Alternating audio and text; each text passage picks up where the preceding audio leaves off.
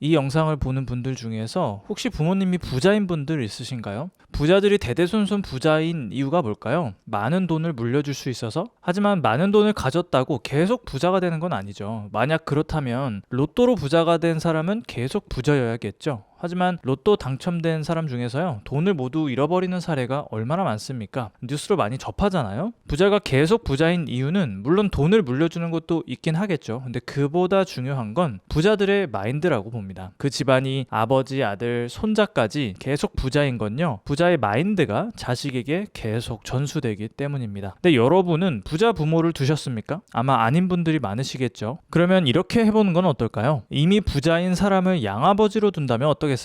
부자 마인드를 세계에서 가장 잘 교육하는 사람을 양아버지로 둔다면 어떨까요? 지금은 돈이 없을지언정 부자 마인드로 살다 보면요, 언젠가 부자가 될 겁니다. 지금부터 로버트 기요사키가 알려주는 부자 마인드 시작하겠습니다. 직장만 다녀서는 답이 없다. 사람들은 감정에 끌려다닙니다. 이성적으로 생각하기보다 그저 감정이 동하는 대로 행동하죠. 기요사키는 사람들이 직장에 다니는 이유가 두려움 때문이라고 말합니다. 청구서를 못 내면 어쩌지, 대출금을 못 갚으면 어쩌지, 돈이 부족하면 어쩌지, 이런 두려움들요. 그러다가 월급을 받으면 욕심이 생깁니다. 이것도 사고 싶고 저것도 사고 싶고 이것도 먹고 싶고 여러 군데 돈을 또 소비하게 되죠. 이런 두려움과 욕심이 이성적인 사고를 가로막습니다.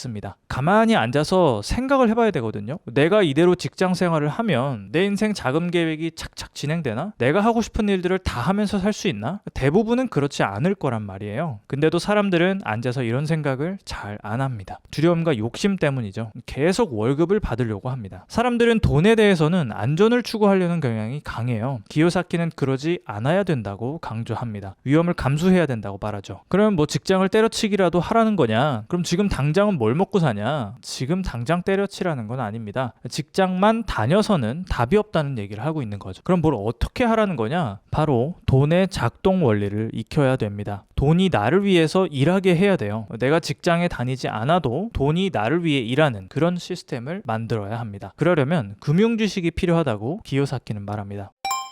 금융지식을 왜 배워야 하는가? 1923년에 미국의 사회 지도자들 그리고 부유한 사업가 9명이 시카고의 한 호텔에 모였습니다. 세계 최대 철강회사 사장인 찰스 슈왑, 세계 최대 공공사업체를 이끌던 사무엘 인설, 세계 최대 가스회사 사장인 하워드 홉슨, 세계 최대 기업 중 하나인 인터내셔널 매치사의 이바 크루거, 국제결제은행 은행장 레온 프레이저, 뉴욕 증권거래소 이사장 리처드 휘트니, 세계 최고의 주식 투자가인 아서 코튼과 제시 리버모어, 그리고 하딩 행정부의 강요인 엘버트 풀, 이렇게 9명이 모였습니다. 이렇게 잘 나가던 인물들이요, 25년 후에도 계속 잘 나가고 있었을까요? 슈왑은 말년에 여기저기 돈을 빌리다가 죽었고요. 인설은 외국에서 가난한 죽음을 맞았습니다. 크루거와 코튼도 무일푼으로 죽었고요. 홉스는 정신병자가 됐습니다. 휘트니와 엘버트 풀은 감옥에 들어갔다 나왔고요. 프레이저와 리버모어는 자살로 생을 마감했습니다. 과거에는 다 잘 나가던 사람들이었잖아요. 근데 뭐 때문에 이 사람들이 말년이 이렇게 비극적이 됐을까요? 기요사키는 금융지식이 문제라고 말합니다. 돈을 많이 벌더라도요, 금융지식이 없으면요, 그 돈을 유지하지 못하는 거예요. 돈의 속성을 쓴 김승호 회장 있죠? 그분도 비슷한 말을 했습니다. 돈을 버는 것과 돈을 유지하는 것은 별개의 능력이다. 기요사키가 하는 말과 같은 맥락인 거죠.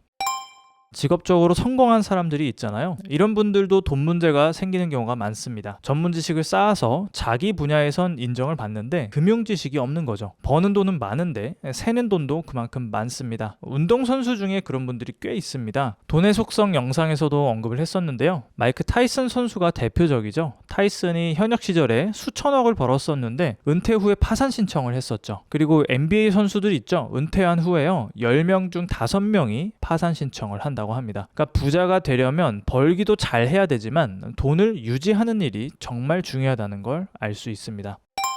금융지식 없이 번 돈은 곧 사라집니다. 좀 전에 소개해드렸던 9명 있죠. 그분들도 살면서 많은 돈을 벌었지만 노년까지 그 돈을 지킨 사람은 아무도 없었습니다. 금융지식 없이 돈을 번 건요, 연약한 집안 위에 건물을 올리는 겁니다. 모래 위에 잠실타워를 짓는 거죠. 그럼 금융 지식이 뭔데? 어떤 걸 알아야 되는데 기요사키는 이게 가장 중요하다고 말합니다. 자산과 부채의 차이에 대해서 아는 것. 우리가 보통 자산이라고 하면 어떤 걸 말하죠? 경제적 가치가 있는 유무형의 재산, 이런 걸 자산이라고 말하죠. 기요사키는 이런 사전적 정의는 잊어버리라고 말합니다. 자산은요, 내 주머니에 돈을 넣어주는 거, 그게 자산입니다. 예를 들어볼까요? 내가 수도권 어딘가에 집을 샀어요. 대출을 받아서 매수하고 실거주를 했습니다. 그러면 이 집은 내 주머니에 돈을 넣어주나요? 아니면 빼가나요? 매달 원리금으로 은행에서 빼가죠. 그럼 이 집은 자산이 아니라 부채인 겁니다. 반면에 어떤 집을 샀어요. 대출을 받긴 했는데 임대를 줬습니다. 대출 이자가 월 50이고 임대 수익이 월 60이에요. 그래서 매달 10만 원씩 내 주머니 들어와요. 그러면 이거는 자산이 되는 겁니다. 부자가 되려면 이것만 지키면 됩니다. 자산을 사라. 부채가 아니라 자산을 사라. 내 주머니에 돈을 넣어주는 거, 그런 자산을 사면 된다.